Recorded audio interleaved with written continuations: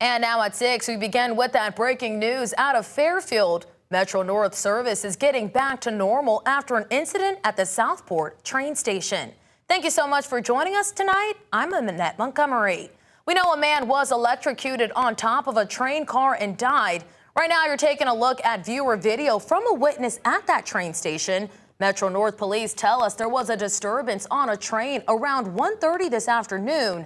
A man involved climbed between two train cars, then climbed on top of one car. That's when he came into contact with a live wire and was shocked. We spoke with the passenger on the train who says that incident happened about 45 minutes after it left Union Station in New Haven. We were hearing noise, commotion. It's a train to New York City. It's not that unusual to hear sort of, something going on. Then when we came to a screeching halt at Southport and we heard a boom, and then we saw a small fireball over the train. Well, we evacuated and the police were there, Southport police were there, because they had been waiting to, from my understanding, to arrest this individual. They had this individual in that transition area between train cars, and perhaps when he saw the Southport police waiting for him, he tried to escape, but he went up and he was in the car that has the rack of high voltage. And so the second he made contact with that was the impact that we saw and heard. And that man was pronounced dead on scene. All of the passengers were evacuated from the train and no one else was hurt. There's bullet holes, my windows busted out, bullet holes all inside my wall. Bullet went through my brother's TV. It's just like it's bullets holes all in my house right now. Now to our top story at 6, complete terror for a New Britain woman as she describes the helpless feeling she felt after learning her home was hit by gunfire. Now that woman is demanding a stronger police presence in the area. In this Fox 61 exclusive, Alicia Hercules shares why that woman now says her entire family is traumatized. Wednesday was Zakiya Learman's first day back at work from maternity leave. Hours later, she got a phone call from her mother saying her 3-month-old baby was nearly shot after stray bullets tore through the home. He's about to be 3 months. He's laying there on the bed getting his bottle fed to him, and just shots starts flying over him like. Bullet holes, shattered glass, and chaos are what Zakiya Learman came home to Wednesday afternoon. She says her mother frantically called her at work to tell her about the shooting. Like, imagine how I felt at work just trying to get home to him, just thinking the worst. Luckily, her baby wasn't hurt. This isn't the first time shots were fired near her home. A bullet had went through our ceiling before last month. Police say they received information regarding the location of people believed to be involved in a shots fired investigation on Union Street. They later spotted a person who matched the description of one of those individuals walking with another person near a hotel on Columbus Boulevard. Officers tried to stop both people, but they ran away. During the chase, one of the officers fired their gun at the pair. One person was taken to the hospital, the other was taken into custody. Police recovered 2 guns. Despite the arrest, Learman says she still doesn't feel safe. I don't want to walk around my living room. I don't want to walk by no windows. I don't want my family walking by no windows or nothing, because this is traumatizing. With so many children in the neighborhood, she says the shooting is even more disturbing. This whole block is a family block. Kids outside 24/7 during the summer. This is sick. You can't just be shooting freely. Like, bullets have absolutely no name. They can hit anybody. The Inspector General's office is now investigating the shooting. Learman says she and her family are now searching for a new home. She also says she wants to see a larger police presence on Union Street going forward. In New Britain, Alicia Hercules, Fox 61. Hundreds are expected to hit Pratt Street tonight to watch the U.S. men's soccer team take on Turkey in its 3rd World Cup matchup. But just hours before the celebration, several Pratt Street business owners found themselves cleaning up glass after a random rock attack to several storefront windows. Fox 61's Victoria Anderson is live on Pratt Street. Victoria, will fans be able to see any damage from last night? Well, most of the damage here has been cleaned up. I'm going to show you some that hasn't been.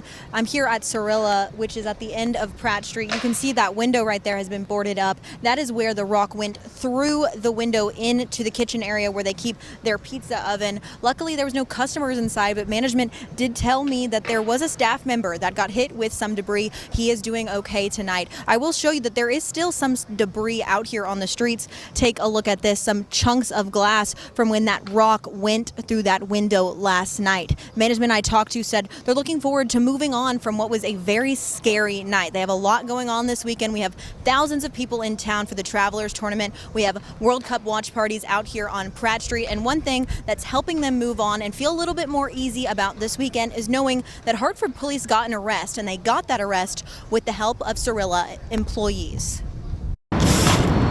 It was a shift filled with more sweeping than normal for Cirilla's general manager, Ann Kendall. Her team was packing up for the night when a rock flew through the front window. One of her workers was hit by the glass and other debris. We had just closed, and once they knew what was going on, they came running out. Several of Cirilla's staff members chased the masked man down Pratt Street and helped police corner him at the end of the street. They ain't got it right. They ain't screwed tight. Dreamer Nelson, who lives next to Pratt Street, said it was disappointing to see one of Hartford's best spots under attack. We don't do stuff like that out here, you know what I'm saying? Everybody real peaceful, everybody come out, they have a good time. I mean, we just had an event with 2,000 people over here. Cirilla wasn't alone. Its neighbor, Hartford Prince, also took a hit. Eyewitnesses we spoke with believe the attack started across the street at the entrance to the Hartford 21 apartment complex. It's a busy time for businesses here with World Cup watch parties every day and the Travelers Championship in nearby Cromwell. Kendall told us her team is ready to bounce back and tackle whatever the next shift brings. They care. They care about what we do on a daily basis, and they care when something goes horribly awry.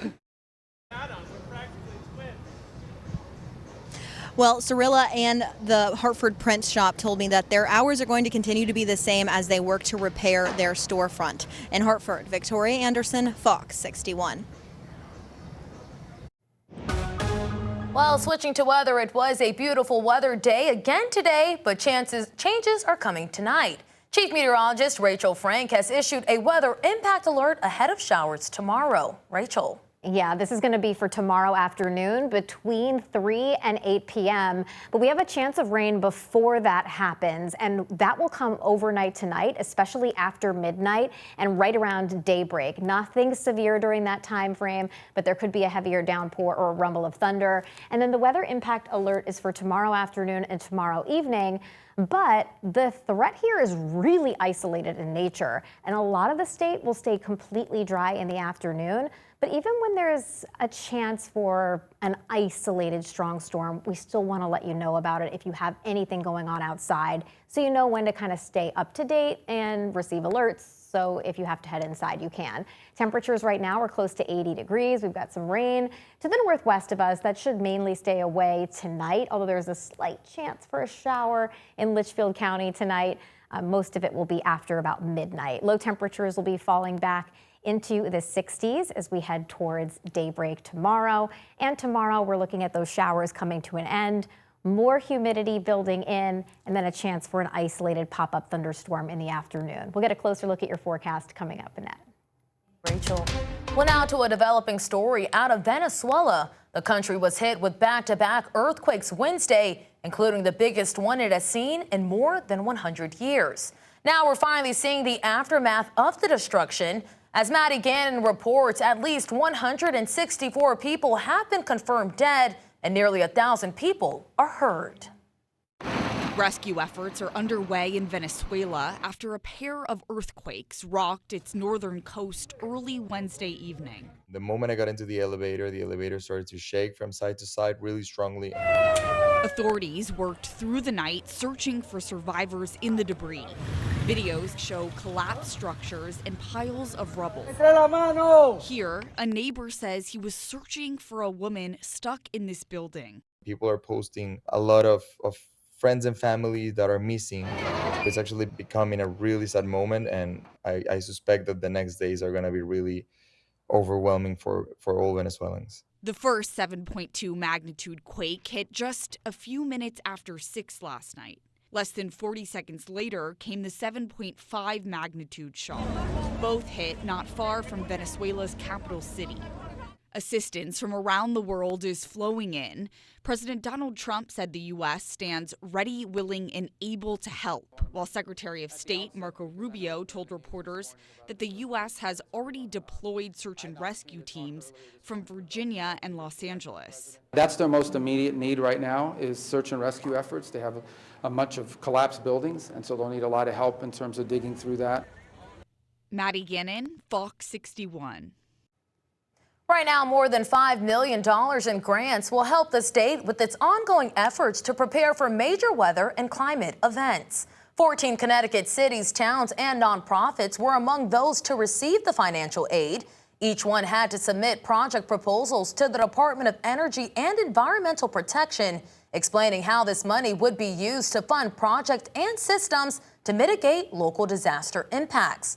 With each grant now aimed at supporting concrete plans to reduce flooding, protect critical infrastructure, and improve storm water systems, both awardees and recipients agreed preparedness today will help save dollars and lives tomorrow.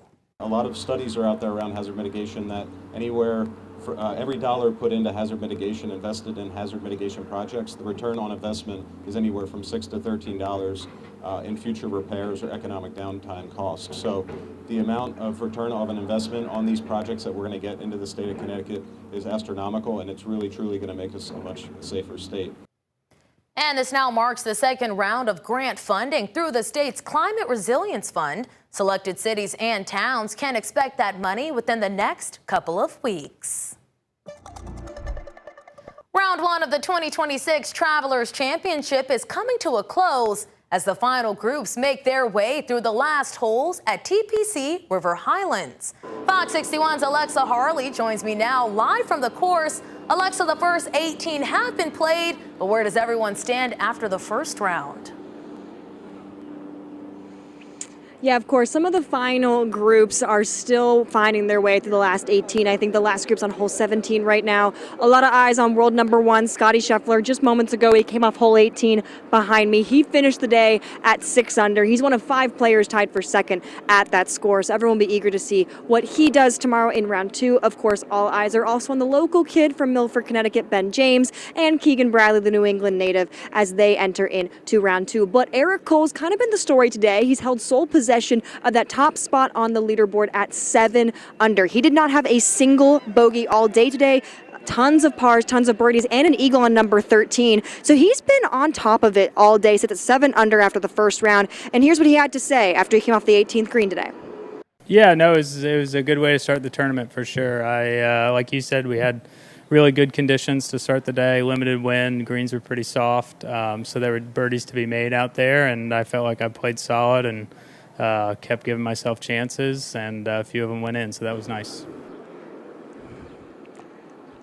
Yeah, birdies to be made today, and Cole definitely made a ton. So he's on top of the leaderboard, sitting all by himself, followed by a handful of players at 6 under and 5 under. Obviously, as we head into round 2, a lot of people are going to be looking at Scotty Scheffler to see if he takes possession of that top spot on the leaderboard, whether Eric Cole can hold that top spot, where does Keegan Bradley, Wyndham Clark fit? All of that will be decided tomorrow. Of course, round 2 is just kind of the midway point of this tournament. A lot of eyes will be here on Sunday for the final round to see who wins the 2026 Travelers Championship. And I will have more for you from round 2 tomorrow right here at TPC River Highlands, so make sure you stay with Fox 61 all weekend long. For now, live in Cromwell, Alexa Harley, Fox 61 Sports.